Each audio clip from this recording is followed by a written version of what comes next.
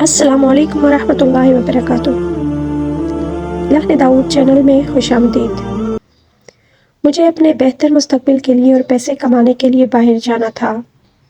میں نے لندن جانے کا پروگرام بنایا۔ بابا نے مجھے ہر ممکن طریقے سے سمجھانے کی کوشش کی کہ بیٹا، ہجرت صرف بڑے مقصد کے لیے کرتے ہیں۔ تم دنیا کمانے کے لیے ہجرت کرنا چاہتے ہو، جس کی قیمت مچھر کے ٹوٹے ہوئے پر کے برابر بھی نہیں۔ پتر، اپنی پہچان چھوڑ کر مت جاؤ۔ پاکستان ہماری پہچان ہے۔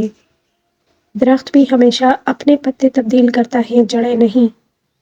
مگر میں نہ مانا۔ ایئرپورٹ پر مجھے رخصت کرتے ہوئے بابا بولے، بیٹا، اب میں بوڑھا ہو گیا ہوں۔ بڑھاپا جسم کی جلاوطنی کا نام ہے۔ پتر، بڑھاپے کی زندگی اور دیوار پر لکھی لکیروں میں کوئی فرق نہیں ہوتا۔ ان کو مٹانے کے لیے ایک بارش ہی کافی ہوتی ہے۔ پھر ضبط کا مضبوط حصار توڑ کر کچھ آنسو میرے بابا کی آنکھوں سے بہہ نکلے۔ مجھے بولے، بیٹا، پچھتاوا بقیہ عمر ضائع کر دیتا ہے، اور پھر آدمی کو خشک سمندر کی لہروں کا شور عمر بھر سونے نہیں دیتا۔ میرا ہاتھ پکڑ کر بولے، سنو تم خواب ہو میرے، سنو تم خواب ہو میرے۔ پھر مجھے گلے لگا کر میری طرف دیکھے بغیر ایئرپورٹ سے باہر نکل گئے، اور پھر میں یہاں لندن میں دنیا کی دلدل میں گم ہو گیا۔ ایک گوری سے شادی کے بعد مجھے یہاں کی نیشنلٹی بھی مل گئی تھی۔ کئی سال تک بابا سے رابطہ نہ ہو سکا، لیکن سال پہلے ان کا خط آیا تھا۔ لکھا تھا، بیٹا، اب تم پاکستان آئے بھی تو مجھے دیکھ کر تمہیں مایوسی ہوگی۔ اب تم میرے چہرے کو دیکھ کر ڈر جاؤ گے، کیونکہ اب اس پر سرسوں کی پیلی رات اتر چکی ہے۔ تھوک کے خون سے یقیناً تمہیں نفرت ہوگی، مگر اب یہ طبیب کے بس میں بھی نہیں رہا۔ اب تم مجھ سے ٹوٹ کر پیار نہیں کر سکو گے، اور یقیناً اپنی بیوی بچوں کے پاس پلٹ جاؤ گے۔ بیٹا، مجھے تیری جدائی نے مار دیا ہے، ورنہ میں اپنے مرنے تک جینا چاہتا تھا۔ بیٹا، میری آنکھوں کا دریا سوکھ گیا ہے۔ افسوس میرے پاس اتنا وقت بھی نہیں تھا کہ دو جملوں کا ہی صحیح خط کا جواب دے دیتا۔ میں ایک دن اپنے گھر میں بیٹھا اپنی بے حساب دولت کا حساب کر رہا تھا کہ میرا ایک پرانا دوست مجھ سے ملنے آ گیا۔ پوچھنے لگا، کب سے پاکستان نہیں گئے؟ میں نے کہا، 11 برس بیت گئے ہیں، وقت ہی نہیں ملا پاکستان جانے کا۔ سوچ رہا ہوں اگلے برس جاؤں گا، بابا سے بھی ملنا ہے۔ اس نے حیرانی سے میری طرف دیکھا۔ تم پاگل ہو؟ کیا تمہیں کچھ بھی معلوم نہیں؟ کیا تم اپنے باپ کے مرنے پر بھی پاکستان نہیں گئے؟ تم کیا کہہ رہے ہو؟ بابا مر گئے؟ میری چیخ نکل گئی، مگر مجھے کسی نے بتایا کیوں نہیں۔ ان کی وصیت تھی، میرے بیٹے کو اطلاع مت دینا، اسے آنے میں تکلیف ہوگی۔ اور پھر مجھے یوں لگا جیسے بازی پلٹ گئی، اور میں اپنا وجود بھی ہار گیا ہوں۔ بابا کے الفاظ پگھلے ہوئے سیسے کی طرح میرے کانوں میں گونجنے لگے۔ بیٹا، مجھے تیری جدائی نے مار دیا ہے، ورنہ میں اپنے مرنے تک جینا چاہتا تھا۔ بیٹا، پچھتاوا بقیہ عمر ضائع کر دیا کرتا ہے، اور پھر آدمی کو خشک سمندر کی لہروں کا شور عمر بھر سونے نہیں دیتا۔ سنو تم خواب ہو میرے، سنو تم خواب ہو میرے۔ میں نے اپنی نیشنلٹی اور پاسپورٹ اور کچھ ضروری سامان اٹھایا، اور بیوی بچوں کو بتائے بغیر ایئرپورٹ آیا، اور پہلی فلائٹ سے لاہور پہنچ کر وہاں سے سیدھا اوان ٹاؤن قبرستان پہنچا۔ میں نے بابا کی قبر کو بہت تلاش کیا، مگر مجھے نہ ملی۔ میں دوڑ کر گورکن علم دین کے پاس پہنچا، اور میں نے اس سے پوچھا، بابا کی قبر کہاں ہے؟ علم دین میرے ساتھ چلا آیا۔ اس نے بھی بہت تلاش کیا، مگر قبر نہ ملی۔ علم دین نے مجھ سے پوچھا، اچھا، قبر کی پہچان کیا ہے؟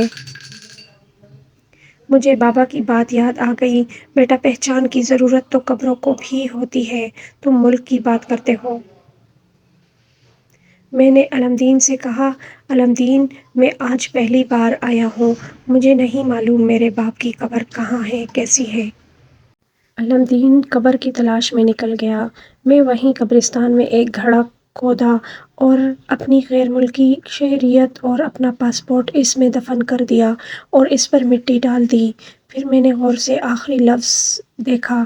اس گھڑی کے ساتھ ہی میرے باپ کی قبر ابھر آئی تھی۔ میں نے کتبہ دیکھا، لکھا تھا عطا محمد بخش خان نظامی، تاریخ پیدائش 20 فروری 1928۔ علمدین چکر لگا کر واپس آ گیا تھا۔ میں نے کہا یہ قبر میرے باپ کی ہے، مگر علمدین اس پر تاریخ وفات کیوں نہیں لکھی؟ علمدین نے قبر کی طرف دیکھا اور پھر افسوس اور نفرت سے میری طرف دیکھا اور خاموش رہا۔ پھر کچھ ہی دیر بعد بولا، مجھے تاریخ تو یاد نہیں، غالباً 4 مہینے پہلے کی بات ہے جب میں نے یہ قبر بنائی تھی، مگر اس پر کتبہ نہیں تھا۔ پھر ایک رات جب رات کو چکر لگانے آیا تو انتہائی خوبصورت انسان جس کا چہرہ نور سے چمک رہا تھا اس قبر پر کتبہ نصب کر رہا تھا۔ وہ کوئی انسان نہیں تھا، شاید کوئی فرشتہ تھا۔ یہی سوال میں نے بھی اس سے کیا تھا، اے اجنبی، اس کتبے پر تاریخ وفات کیوں نہیں لکھی؟ وہ بولا، ایسے لوگ مرتے نہیں، صرف انتقال کرتے ہیں۔ یہ لوگ اپنے پیاروں کے انتظار میں زندہ رہتے ہیں۔ ابھی صاحب مزار کے بیٹے نے باہر سے آنا ہے۔ جس دن وہ آئے گا اسی دن صاحب مزار کا انتقال ہوگا، تاریخ وفات اسی دن لکھی جائے گی۔ اور پھر میں نے تاریخ وفات کے آگے 20 اکتوبر 1992۔ پھر میں ساری رات قبر پر بیٹھا روتا معافی مانگتا رہا، مگر قبر سے صرف ایک ہی آواز آتی رہی، بیٹا مجھے تیری جدائی نے مار دیا ہے، ورنہ میں اپنے مرنے تک جینا چاہتا تھا۔ جدائی اور موت ایک ہی چیز کے دو نام ہیں۔ ہجر کا دکھ دیکھنا ہو تو حضرت یعقوب علیہ السلام کی آنکھوں کی طرف دیکھو، جن کی روشنی اپنے فرزند حضرت یوسف علیہ السلام کی یاد میں روتے روتے چھین گئی۔ اور ہجر ایک ایسی اذیت ناک موت ہے جن میں جان سے جاتے جاتے بھی عمر لگ جاتی ہے۔ اور سنو تم خواب ہو میرے، سنو تم خواب مت ہونا۔ لاہور کی گلیوں میں جہاں کبھی میلی چادر اوڑھے ساغر پھرتا تھا، اب وہاں ایک ملنگ بے تحاشا بڑھے ہوئے بالوں اور میلی چادر لیے پھرتا نظر آتا ہے۔ رات ہوتی ہے تو ساغر کی طرح کسی بھی فٹ پاتھ پر لیٹ جاتا ہے، مگر آج تک اسے کسی نے سوئے ہوئے نہیں دیکھا۔ صبح ہوتے ہی بازار میں چلنا شروع کر دیتا ہے۔ جہاں کہیں بوڑھا نظر آتا ہے اس کو روک روک کر سلام کرتا ہے، اس کا ہاتھ پکڑ چومتا ہے اور کہتا ہے اپنے مرنے تک ضرور زندہ رہنا اور اپنے بیٹے کو باہر مت جانے دینا، اس کا پاسپورٹ پھاڑ دینا، اور صرف تکتا ہوا آگے بڑھ جاتا ہے اور پھر کربناک لہجے میں گانے لگتا ہے، سنو تم خواب ہو میرے، سنو تم خواب مت ہونا۔